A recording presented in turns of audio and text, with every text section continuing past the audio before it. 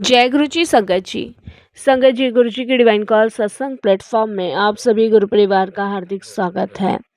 शुक्राना गुरु जी महाराज का कि उन्होंने ये सेवा दी कि मैं आप सभी गुरु परिवार के समीप आके गुरु जी के कल्याण महिमा अनुभव का वर्णन कर पा रही हूँ। अनंतम शुक्राना मेरे गुरु जी महाराज का। संगत जी, आज का जो सत्संग हम आपके साथ शेयर कर रहे हैं वो कंचन आंटी का सत्संग है। बहुत ही प्यारा, बहुत ही ब्लेसिंगफुल सत्संग है। तो सत्संग को अंत तक सुनिए, ध्यान से सुनिए। और अगर सत्संग पसंद आए तो आप इसे लाइक कीजिए, चैनल को सब्सक्राइब कीजिए, वीडियो को शेयर ज़रूर कर दीजिएगा और बेल आइकन दबाना बिल्कुल नहीं भूलिएगा। जब भी कोई लेटेस्ट सत्संग आएगा उसका नोटिफिकेशन आपके पास आएगा। तो चलिए संगत जी, चलते हैं गुरु जी महाराज के सत्संग की ओर। सत्संग शुरू करने से पहले करते हैं गुरु जी का मंत्र जाप। ओम नमः शिवाय, शिव जी सदा सहाय। ओम नमः शिवाय, गुरु जी सदा सहाय। जय गुरु जी संगत जी। संगत जी, सबसे पहले गुरु जी के चरणों में कोटि कोटि प्रणाम। सारी संगत जी को जय गुरु जी। संगत जी, सत्संग सुनना या कहना कोई साधारण बात नहीं है, गुरु जी की रजा है। आज मैं कंचन आंटी आप सबके सामने गुरु जी की एक ऐसी महिमा और अपने जीवन के उस संघर्ष का सच लेकर आई हूँ जिसे सुनकर शायद आपकी भी आंखें भर आएंगी। लेकिन अंत में गुरु जी के प्यार और चमत्कार का एहसास भी ज़रूर होगा कि गुरुजी कैसे अपनी संगत का कल्याण करते हैं, कैसे उन्हें हर दुख से बाहर निकालते हैं, कैसे हर परेशानी से उनको बाहर निकाल के उनका कल्याण करते हैं। संगत जी, हम औरतों की ज़िंदगी बाहर से जितनी हंसती खेलती दिखती है, अंदर से कभी कभी उतनी ही उलझन होती है। मैं एक औरत हूँ जो घर भी संभालती हूँ, बच्चों को भी देखती हूँ, परिवार की जिम्मेदारियाँ भी निभाती हूँ, लेकिन जब शरीर साथ छोड़ने लगे ना तो मैं अंदर से टूट जाती हूँ। और मेरे जैसा ना संगत जी हाल बहुत सारी संगतों का है, बहुत सारी औरतों का है और मेरे साथ भी संगत जी यही सब कुछ है। संगत जी, आज से कुछ साल पहले मुझे ब्रोकिलिया अस्थमा की बीमारी हो गई थी। ये कोई साधारण बीमारी नहीं है। मुझे सांस लेने में इतनी तकलीफ़ होती थी कि लगता था जैसे छाती पर किसी ने भारी पत्थर रख दिया हो। रात रात भर मुझे बैठकर सांस लेनी पड़ती थी। इनहल हमेशा मेरे साथ में रहता था क्योंकि संगत जी मैं बिल्कुल भी सांस नहीं ले पाती थी। मुझे घुटन होती थी, बेचैनी होती थी। मुझे लगता था जैसे मानो किसी ने मेरा गला दबा दिया हो और मुझे सांस लेने में इतनी तकलीफ़ होती थी, बहुत तकलीफ़ होती थी। अस्थमा के साथ साथ मेरे जीवन में दो बड़ी परेशानियां और आके खड़ी हो गई थी। पहली, मेरी शारीरिक बीमारी के कारण मेरे घर का माहौल थोड़ा सा मायूस रहने लगा था, क्योंकि संगत जी आप जानते हैं जब घर का कोई सदस्य बीमार हो जाता है ना तो परेशानियां बढ़ ही जाती हैं, कम नहीं होती। मेरे पति और बच्चे मेरी सेहत को लेकर बहुत परेशान रहते थे, बहुत ज़्यादा। मैं चाहकर भी ना संगत जी उन लोगों के लिए कुछ नहीं कर पाती थी। मैं सोचती थी लेकिन मैं फिर भी उन लोगों के लिए ना कुछ नहीं कर पाती थी, जो एक माँ और पत्नी के रूप में मुझे अंदर ही अंदर मार रहा था। क्योंकि संगत जी मेरी अस्थमा की परेशानी मुझे दिन रात अंदर से निचोड़ के खा रही थी और जो मेरे कर्तव्य थे, जो मेरे फ़र्ज़ थे वो मैं नहीं निभा पा रही थी। कभी कभी तो संगत जी अपने आप पे ना इतनी गुस्सा आती थी ना, बहुत गुस्सा आती थी कि मैं चाह कर भी अपने पति और बच्चों के लिए कुछ नहीं कर पा रही। बहुत दुख होता था। और दूसरी परेशानी संगत जी, मानसिक तनाव और शारीरिक कमजोरी। अस्थमा के लिए इतनी दवाइयाँ, स्टेरॉइड्स लेने पड़े कि मेरा शरीर जवाब देने लगा। और संगत जी मैं डिप्रेशन की कगार पे आके खड़ी हो गई, क्योंकि दवाइयाँ बड़ी हैवी हैवी होती थी और दवाइयों के साइड इफ़ेक्ट भी काफ़ी सारे हो रहे थे मुझे, और जिसकी वजह से संगत जी मेरा शरीर ना अंदर से जवाब दे रहा था। मैं कुछ नहीं खा पाती थी, ना कुछ पी पाती थी, वीकनेस बहुत थी। डिप्रेशन की कगार पे आके एकदम से खड़ी हो गई। मैंने दुनिया भर के इलाज करवा लिए, आयुर्वेदिक, होम्योपैथिक, जाने कितने डॉक्टर्स को दिखाया, कितने वैद्य बदले, हर दुनिया के कोने में जाके दिखाया, जिसने जो बताया मैंने वो किया, लेकिन कोई आराम नहीं मिला। कई बार तो लगता था कि अब मैं इस बीमारी से कभी बाहर निकल ही नहीं पाऊँगी। बड़ा दुःख, बड़ा परेशान वो समय था मेरे लिए। एक-एक दिन काटना, एक-एक मिनट, एक-एक सेकंड काटना मेरे लिए बड़ा भारी लगता था। ऐसा लगता था कि शायद मैं कभी इस परेशानी और इस दिक्कत से बाहर नहीं निकल पाऊँगी। ऐसे निराश के दौर में मेरी एक सहेली जो गुरुजी की संगत थी, मुझे उसने गुरुजी के बारे में बताया। पर शुरुआत में संगत जी मेरा इन सब चीज़ों में ना विश्वास नहीं था। क्योंकि मन में यही था कि जब डॉक्टर्स कुछ नहीं कर पा रहे, वैद्य कुछ नहीं कर पा रहे, तो गुरुजी क्या करेंगे इसमें? ये कोई ऊपरी हवा का वो नहीं है, ये तो बीमारी है जिसने मुझे घेरा हुआ है। लेकिन फिर मैंने संगत जी ये भी सोचा कि मेरे पास कुछ खोने को भी तो नहीं है।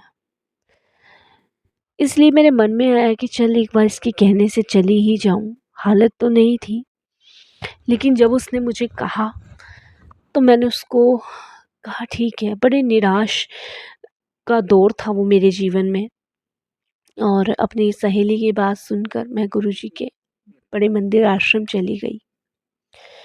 शुरुआत में मैं उन सब चीज़ों में ज़्यादा विश्वास नहीं करती थी, क्योंकि संगत जी मेरे अंदर अंदर से ही कुछ ख़त्म सा हो चुका था, टूट चुका था। तो विश्वास करने का तो कोई मतलब ही नहीं बनता था। लेकिन उस दिन गुरुजी के बड़े मंदिर में कुछ अजीब सा मेरे साथ हुआ। जब मैं पहली बार दरबार पहुंची, तो मेरे साथ एक अजीब सी घटना घटित हुई। गुरुजी के बड़े मंदिर में ना मुझे ऐसा लगा जैसे कि इसमें हवन और कोई धूप जला रहा हो, जिसकी वजह से ना संगत जी मुझे घुटन होने लगी बड़े मंदिर में अंदर जाते के साथ। और मुझे ऐसा एहसास हो रहा है जैसे मेरा दम घुट रहा है, मैं यही प्राण छोड़ दूंगी। फिर ऐसा लगा संगत जी मुझे कि शायद यहाँ की हवा मेरे अस्थमा को और बढ़ा रही है। अब मुझे यहाँ से या तो भाग जाना चाहिए या अपने प्राण खत्म कर देनी चाहिए। मैं घबरा गई संगत जी, बहुत ज़्यादा घबरा गई। पहली बार गुरुजी के दरबार में मेरे को ये महसूस हुआ कि यहाँ की हवा मेरे अस्थमा को और बढ़ा रही है। सारे लेवल उसने तोड़ दिए। मैं बहुत बुरी तरह घबरा गई, पसीने पसीने हो गई। मैं इतने में अपनी फ्रेंड को कहने ही वाली थी कि तभी कुछ ऐसा हुआ मेरे साथ जो कभी नहीं भूल सकती। अचानक मुझे चारों तरफ से गुलाबों के फूलों की मनमोहक खुशबू आने लगी। जैसे कोई फूल नहीं था वहाँ पे, किसी ने इत्र जो है वो पूरे मंदिर में फैला दिया हो। लेकिन वह खुशबू मेरे मन और फेफड़ों में उतरती हुई मुझे महसूस हुई। जैसे-जैसे मैं अंदर गई, मेरे मन में एक अजीब सी शांति और घबराहट कम होने लगी। शांति का अनुभव हो रहा था मुझे, और मेरे मन की जो घबराहट थी वो कम हो गई। मुझे ऐसा लगा जैसे किसी ने मेरी छाती से बहुत बड़ा जो बोझ था वो हटा दिया हो। बड़ा लाइट फ़ील हो रहा था मुझे, बड़ा हल्का फ़ील हो रहा था। शांति मिल रही थी, सुकून मिल रहा था। हम गुरुजी के पास पहुँचे। मैंने अपनी कोई बीमारी किसी को नहीं बताई थी। बस मेरी जो फ्रेंड थी उसको पता था। मैंने मुँह से भी गुरुजी से कुछ नहीं माँगा। लेकिन अंतर्यामी गुरुजी तो सबके मन की बात जानते हैं। गुरुजी के स्वरूप से ना मुझे ऐसा फ़ील हो रहा था जैसे गुरुजी मेरी तरफ देख रहे हैं और मुस्कुरा रहे हैं, और अपना आशीर्वाद मुझे दे रहे हैं और कह रहे हैं जा तेरे सारे कष्ट दूर कर दिए मैंने। अब तुझे कोई दवाई लेने की ज़रूरत नहीं है। मुझे फ़ील हो रहा था वहाँ पे संगत जी। संगत जी, गुरुजी के जो वर्ड थे वो मेरे कानों में गूंज रहे थे और मेरे लिए संजीवनी बन गए थे। उस दिन के बाद ना तो संगत जी मुझे कभी अस्थमा का दौरा पड़ा, ना ही मुझे कभी इन्हेलर का इस्तेमाल करना पड़ा। जिन दवाइयों और जिन स्टेरॉइड पर मेरा जीवन निर्भर था वे हमेशा के लिए छूट गए। और ये संगत जी गुरुजी के पहली बार दरबार जाने के बाद हुआ। गुरुजी के दरबार जाने के बाद मुझे बड़ी शांति सुकून मिला।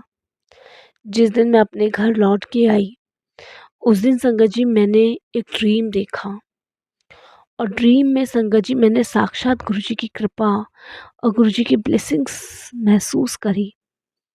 गुरुजी ने संगत जी जितनी भी मेरी दवाइयाँ थी, जितने भी मेरे स्टेरॉइड्स थे, वो सब एक पोटली में बांध कर एक नदी में फेंक दिया और मुझे कहा जा तेरा कल्याण हो गया। यह तो संगत जी बस शुरुआत थी। जब गुरुजी किसी एक को आशीर्वाद देते हैं तो वो अपने पूरे परिवार को अपनी छत्र छाया में ले लेते हैं। मेरे ठीक होने के बाद मेरे घर का पूरा माहौल बदल गया। जो दो बड़ी परेशानियां मुझे अंदर ही अंदर खाई जा रही थी ना, जिन्होंने मुझे तोड़ दिया था, वे संगत जी गुरुजी के एक इशारे से हल हो गई। आप विश्वास नहीं मानोगे संगत जी, मेरी ये दो बीमारियां खत्म होने के बाद मेरे बच्चों का भी जीवन सुधरा, मेरे हस्बैंड का भी जीवन सुधरा, क्योंकि मेरे घर का माहौल पूरी तरह ख़राब हो चुका था। गुरुजी की कृपा से मेरे पूरे घर का माहौल बदल गया। मेरे हस्बैंड का काम जो बहुत स्लो चल रहा था ना मेरी वजह से, क्योंकि आधे से ज़्यादा समय तो वो मेरे साथ अस्पतालों की चक्कर ही काटते थे, वो भी ठीक हुआ। उसमें गुरुजी की ऐसी कृपा रही कि संगत जी मेरे बच्चों की जो पढ़ाइयाँ रुक रही थी, रुकावटें आ रही थी, वो सब खत्म हो गई, वे सब दूर हो गई। अब संगत जी सिर्फ गुरुजी की कृपा से चमत्कार था जीवन में और कुछ नहीं।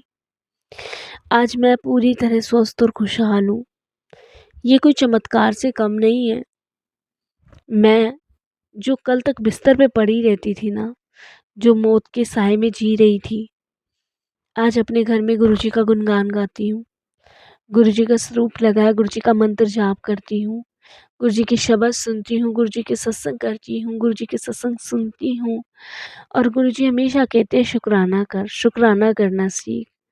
जब हम हर हाल में उनका शुक्राना करते हैं ना संगत जी, तो वो हमारी हर कमी को पूरा कर देते हैं। इसलिए हमें हमेशा गुरुजी का शुक्राना करते रहना चाहिए। संगत जी, आज मैं अपने घर में पूजा वाले कमरे में गुरुजी के स्वरूप के पास बैठ के अक्सर गुलाबों की महक महसूस करती हूँ, क्योंकि गुरुजी मुझे हमेशा यही कहते हैं कि मैं तेरे साथ हूँ और जब जब तू सच्चे मन से मुझे याद करेगी ना, मैं ज़रूर तेरे पास आऊँगा। और आते हैं। ये मेरी अनुभूति है संगत जी, मैंने खुद महसूस किया है। गुरुजी के दरबार में ना कोई ऊंचा नीचा नहीं है, कोई दिखावा नहीं है। जो भी उनकी चौखट पे एक बार झुक गया, उसकी ज़िंदगी संवर जाती है। संगत जी, ये हम सभी महसूस करते हैं कि गुरुजी के दरबार में कोई दुख बड़ा नहीं, कोई दुख छोटा नहीं, कोई ऊंचा नहीं, कोई नीचा नहीं, सब एक समान है। अगर आपकी ज़िंदगी में भी कोई परेशानी है ना, कोई बीमारी है, कोई दुख ऐसा है जो आप किसी से कह नहीं सकते, तो बस गुरुजी के चरणों में अपना सिर रख दें। वे पल भर में सारे कष्ट दूर कर देंगे, सारी परेशानी खत्म कर देंगे। संगत जी, आज के सत्संग के माध्यम से मैं सिर्फ यही कहना ज़रूर चाहूँगी कि गुरुजी पर अटूट विश्वास रखें। उनकी कृपा अनंत है। अस्थमा जैसी बीमारी को जड़ से ख़त्म कर देना सिर्फ और सिर्फ गुरुजी की शक्ति का प्रमाण है। बस मैं यही कहूँगी संगत जी, अपना शुक्राना बढ़ा दीजिए। जितना आप शुक्राना अपना बढ़ा देंगे ना, उतना आप देखेंगे कि गुरुजी कैसे आपका कल्याण कर रहे हैं। हम सभी जानते हैं संगत जी, निस्वार्थ प्रेम और मार्गदर्शन गुरुजी कोई उपदेश, कोई न अनुष्ठान नहीं कराते। गुरुजी का मानना है कि बस उनसे प्रेम करो, उनके प्रति समर्पित रहो और वे आपकी हर प्रार्थना सुनकर वही करते हैं जो आपके लिए सही होता है। जो संगत सच्चे मन से उनके चरणों में सिर झुकाती है, उनके कष्ट रोग दूर होते हैं। उनके अनुसार गुरुजी का सारा आशीर्वाद उनके जीवन के लिए मोक्ष प्रदान करता है। संगत जी, गुरुजी ने हमेशा साधारण तरीके से बिना दिखावे के चाय प्रसाद और लंगर प्रसाद की महिमा भी बताई है। चाय प्रसाद, लंगर प्रसाद वो दवाई है संगत जी, जिसने भी खाई है उसका कल्याण हुआ ही हुआ है। गुरुजी महाराज ने अपने दिव्य आशीर्वाद गंभीर असाध्य बीमारी को भी ठीक कर दिया है। भक्तों के मानसिक तनाव, पारिवारिक कलह और व्यापारिक घाटे को भी अपनी कृपा से दूर किया है। ये मैंने खुद महसूस किया है, मेरी लाइफ में हुआ है। गुरुजी ने संगतों के बुरे कर्मों के प्रभाव को भी कम करके उनके जीवन को सही राह दिखाई है। और संगत जी, उनके दरबार में मिलने वाला लंगर प्रसाद भोजन नहीं बल्कि एक दिव्य औषधि है जो भीतर से विकारों को साफ करता है। गुरुजी के द्वारा दिए जाने वाले चाय प्रसाद से शरीर और आत्मा दोनों को पॉजिटिविटी मिलती है। संगत के असाध्य रोग केवल उनके द्वारा अभिमंत्रित जल पीने से ठीक हो जाते हैं। यकीन मानिए संगत जी, गुरुजी अक्सर अपनी संगतों को सपने में आकर दर्शन देते हैं और उनका मार्गदर्शन भी करते हैं और आने वाले संकटों से भी बचाते हैं। गुरुजी को अपनी समस्या बताने की शब्दों में ज़रूरत नहीं है। वो उनके मन की सारी बातों को जानते हैं, सब कुछ समझते हैं। जो संगत पूरी तरह समर्पित है, गुरुजी 2400 घंटे एक सुरक्षा कवच की तरह उनकी और उनके परिवार की रक्षा करते हैं। संगत जी, हम सभी को गुरुजी का सिर्फ और सिर्फ शुक्राना करना चाहिए, धन्यवाद प्रकट करना चाहिए और यही कहना चाहिए, गुरुजी ऐसी अपनी असीम कृपा मुझ पे, मेरे पूरे परिवार पे बनाए रखना और हम सबका कल्याण करना। सत्संग शेयर करते हुए कोई भी भूल गलती हो तो क्षमा करें साथ संगत जी। यहीं अपने सत्संग को भी विराम दूंगी। ओम नमः शिवाय, शिव जी सदा सहाय। ओम नमः शिवाय, गुरु जी सदा सहाय। जय जय गुरु जी, धन धन गुरु जी, वाह वाह गुरु जी।